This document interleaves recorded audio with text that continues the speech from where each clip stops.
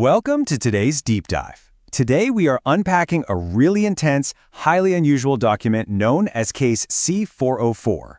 In it, Dr. Mohammed Ibrahim Fayyad is throwing some massive allegations at some of the world's absolute biggest financial and tech giants. Now, I'm not here to take sides or pass judgment, but just to clearly lay out what this document claims. It's essentially an urgent message to the international community about protecting independent innovators in the digital age. Let's get right into it and see what this is all about. We've broken down this massive global public notice into 5 parts.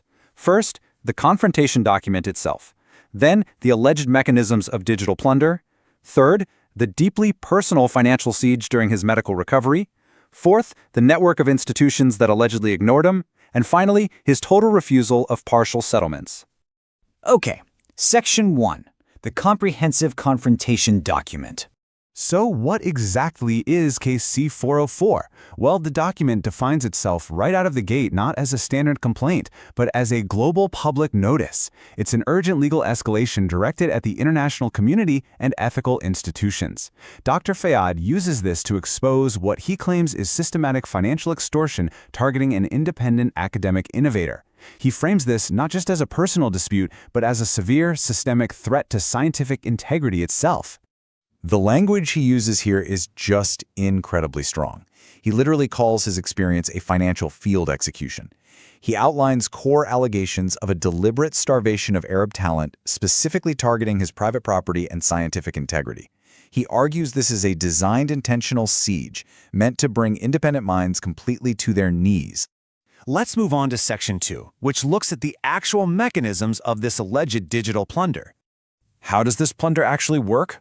The document outlines a 3-step probe and plunder strategy. It starts with what he calls soft infiltration, just small, repeated tests like $26 or $62. Amounts you might just casually ignore. But then comes the tech trap, using phantom contracts. Finally, it ramps up to a total siege, where withdrawals explode to $1,500 or $1,600 a month. It's a calculated pattern aimed at total bankruptcy. What's really fascinating here is the stark contradiction. On one hand, you have the financial institution framing this as a simple, single $47 error, basically saying, hey, our system is fair, it was just a glitch. But on the other hand, Dr. Fayyad's documentation shows an organized, continuous theft of up to $1,600 every single month. That huge gap between the bank's claim of justice and his reality of systematic targeting is absolutely the heart of this case. Okay, let's look a bit closer at this tech trap. The document explicitly names giants like Meta, Apple, and Microsoft. Dr. Fayyad alleges that Meta charged him for services he never even subscribed to, totally exploiting automatic subscription loopholes, and he claims this was all facilitated through the infrastructure of Apple and Microsoft. These phantom contracts act as digital execution tools, slowly but surely draining the account.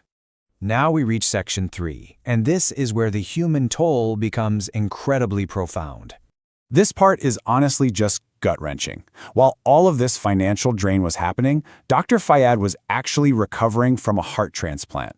The document states that the perpetrators were essentially betting that his, quote, new heart could not withstand the shock of this systemic theft. It's absolutely crucial to understand the severe health challenges he was facing while his bank account was being relentlessly emptied. Despite this unimaginable pressure, the document highlights his incredible psychological resilience. His daily living conditions and human dignity were intentionally degraded. His bank account, which should have been his safety net during medical recovery, turned into a black hole. Yet he absolutely refused to break, fighting tirelessly for his basic human dignity and stability. Section 4 dives into the massive network accused of complicity and ignorance. The sheer scale of the entities named here is pretty wild. We're talking Wells Fargo, Meta, Apple, and Microsoft in the tech and finance space. Then you have San Jose State University and over 140 lawyers. Even government officials are named: Governor Gavin Newsom, Attorney General Rob Bonta, and Representative Ro Khanna. According to Dr. Fayyad, he sent out over 3,000 appeals for help to this network and received absolutely nothing but total institutional silence.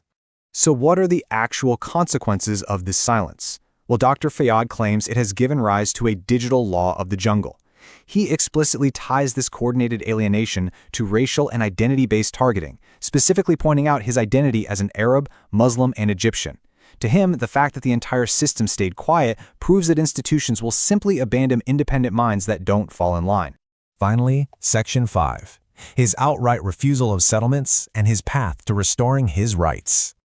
$47. Remember that number from earlier? That was the partial, petty cash settlement offered to make this all go away, as if it were just a tiny glitch. Dr. Fayad completely and absolutely rejects this. He is demanding total accountability. He makes it crystal clear. No partial settlements. He refuses to accept the reversal of a few bucks while thousands remain systematically stolen.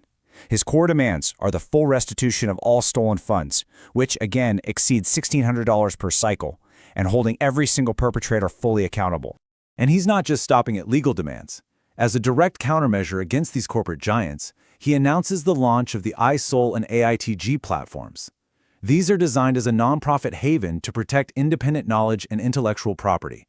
It's essentially a technological counter-movement against monopolies. His roadmap for the future is aggressive. He plans to implement comprehensive digital documentation, tracking absolutely every single cent to prevent future excuses. He's preparing for international pro-par litigation against this global systemic corruption. He's also calling for banking divestment, basically boycotting the banks involved, and is moving to reclaim his intellectual property through his own publishing house. We're going to leave you with this final, provocative thought right from the document itself. If our ethical institutions remain completely silent, and a digital law of the jungle has truly replaced justice, how can independent innovators possibly protect their livelihood and their creations? Who will step up to protect the independent minds of the future? It's a massive question we really all need to think about. Thanks for joining us for this deep dive into case C404.